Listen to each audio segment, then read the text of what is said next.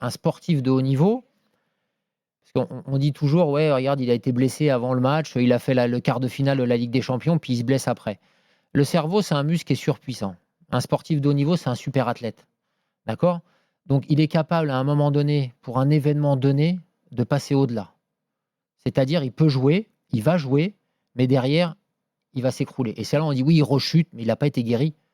Mais lui, on ne travaille pas assez sur le cerveau. On a un muscle c'est une Formule 1 là-haut. Hein. Il est capable, sur des douleurs, de passer outre. Ça, on s'en sert très peu aujourd'hui. Mais Ouais, ou alors d'avoir des expédients et des infiltrations qui lui permettent de passer outre aussi. Parce que quand tu ne sens pas la douleur et tu te flingues quand même le corps, ça arrive. Franchement, c'est pas. Alors, on l'a infiltré, on l'a piqué, ouais, mais c'est pas fait tous les 4 matins. Non, mais enfin, il y a des joueurs. Antonio Rodriguez, il pourrait t'en parler. Oui, je suis l'importance du mental. Allons-y. Parce qu'on a quand même, il y a 2 cas assez emblématiques dans le foot. Tu as le premier cas, Cristiano.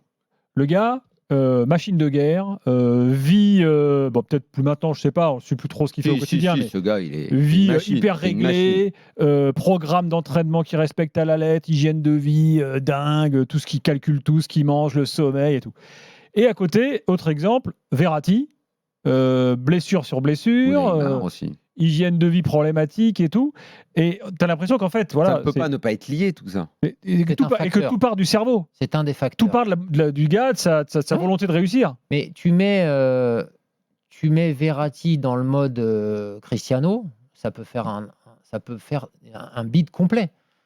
Pourquoi ? Mais parce que c'est pas dans sa nature. Enfin, chacun est différent.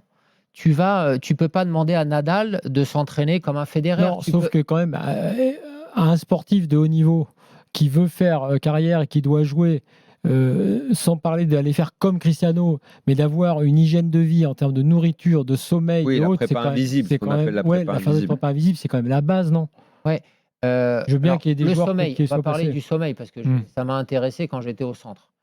Et on a essayé de développer, ça s'est pas fait à l'époque. Il y a un mec qui est très bien, qui travaille que sur le sommeil avec des militaires. Il travaillait avec Pochettino quand il était en Angleterre, à Tottenham. Ronaldo, il dit qu'il bosse à fond sur le sommeil. Le sommeil, c'est, je pense, plus que le reste. On sait combien de temps on doit dormir. Chaque individu est différent. On a une banque du sommeil, c'est-à-dire qu'on sait qu'avant un grand événement, si tu dors plus, tu sais que la veille d'une finale de Ligue des Champions, tu vas pas bien dormir. Mais ton corps est capable d'emmagasiner du sommeil. Donc, c'est pas dérangeant de ne pas bien dormir avant. Mais le sommeil est réparateur. Donc, c'est vrai qu'on a des cycles de sommeil qui est différent suivant chaque individu. Ça, on peut le calculer. Mais ça, c'est pas fait dans les clubs. Ça devait être fait. Alors, ça a peut-être été fait à l'époque. Ça devait être fait par un gars. Ça n'a pas été fait. Mais il y a plein de choses qu'on n'explore pas. Le sommeil. Alors, où est l'hygiène de vie ? Après, quand tu as... je reprenais un exemple, je sais pas, avec Mbappé, tu disais il sort beaucoup, il machin, mais il boit pas. Mais c'est de son âge. Enfin, je vais pas défendre et dire que un gamin de cet âge-là qui sort pas, qui va pas voir des nanas, il est pas normal. Alors oui, c'est peut-être amplifié mais c'est pas ça qui va jouer sur sa. Pour moi, c'est pas ça qui. S'il sort tous les soirs, ça va forcément dérailler. S'il sort tous les soirs, si l'entraînement le lendemain est à 10-11 heures et qu'il dort et qu'il a son temps de sommeil, oui, le sommeil peut-être avant minuit est plus réparateur, mais qui sait 4 jours avant un match parce que je pense que c'est un môme qui est intelligent. Mais ça va être à la longue en fait le problème. Dans le cadre de Verratti, ça a été à la longue. Au début, son corps supportait. Après 25 ans, il n'a que baissé parce que c'était trop, quoi. Je pense que Verratti, c'est un cas à part. Je pense que c'est un gamin qui est en souffrance et c'était pas que le corps. Tu avais la tête. Ça veut dire quoi ? Dis-moi. Ça veut dire que c'est un môme qui était pas bien dans ses pompes. Moi, quand tu vois un gamin... Il n'arrêtait pas de dire qu'il allait très bien, que c'était la fête, que c'était génial. Si toi, demain, tu vas pas bien, si moi, demain, je vais pas bien... Sa dernière interview... Tu l'avoueras pas, c'est comme tout, tu n'avoues pas tes faiblesses. Mais en quoi il aurait été en souffrance ? Mais je sais pas, est-ce qu'il était bien là ? Est-ce que le fait de... il a quand même vécu un déracinement. On ramène toujours... Ça, c'est vrai, nous et les supporters, on ramène souvent les choses au pognon. Il n'arrêtait pas de dire que c'était formidable, que c'est pas parce que tu dis que c'est vrai. Non, mais là-dessus, moi, je rejoins Greg. Tu peux avoir des cicatrices, des traumatismes que tu n'as pas envie d'exprimer, mais surtout pas publiquement. Là, c'est le pont qu'on fait avec le mental, puisque Thierry Henry, quand il a répondu à la question de Jeannot Asséguier en conf de presse, la fameuse question sur l'état mental, et qui est très intéressant. On va écouter Thierry Henry. Ouais. Tiens, écoutez-le, c'est très intéressant. C'est Henry qui a mis sur la table le problème de la santé mentale des footeux. On écoute.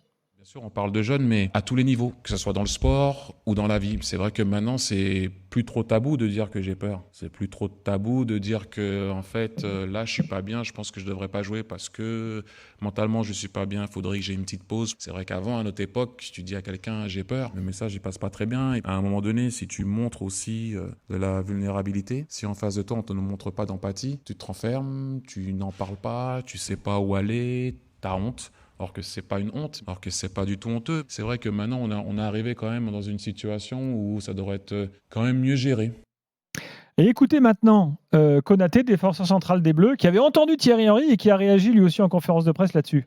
Déjà, j'ai bien aimé ce moment où M. Thierry Henry a parlé de la santé mentale des joueurs parce que c'est un sujet très important. On ne le souligne pas assez. Et à la fin du match, ils regardent des critiques et ils se font insulter. Maintenant, c'est vrai qu'aujourd'hui, contrairement à avant, je pense que c'est plus facile de s'exprimer. Après, moi, aujourd'hui, j'ai la chance d'avoir une très grande famille, une famille nombreuse sur laquelle je peux m'exprimer sur divers sujets. Mais il y a des joueurs qui n'ont pas de famille, il y a des joueurs qui n'ont pas forcément d'amis, il y a des joueurs qui sont très timides. Et il faut se poser la question, eux, comment ils font ou avec qui ils s'expriment. Et je pense qu'on a tous un rôle à jouer, c'est vraiment de savoir quand on est dans une équipe, quand quelqu'un va un peu moins bien, et je pense que ça peut se voir dans son comportement quand il parle pas trop. En rentrant un peu, entre guillemets, dans sa tête, en parlant avec lui, en étant sincère, en étant ouvert avec lui, je pense qu'il peut peut-être s'exprimer, s'ouvrir et nous donner une idée de ce qui se passe un peu dans sa vie.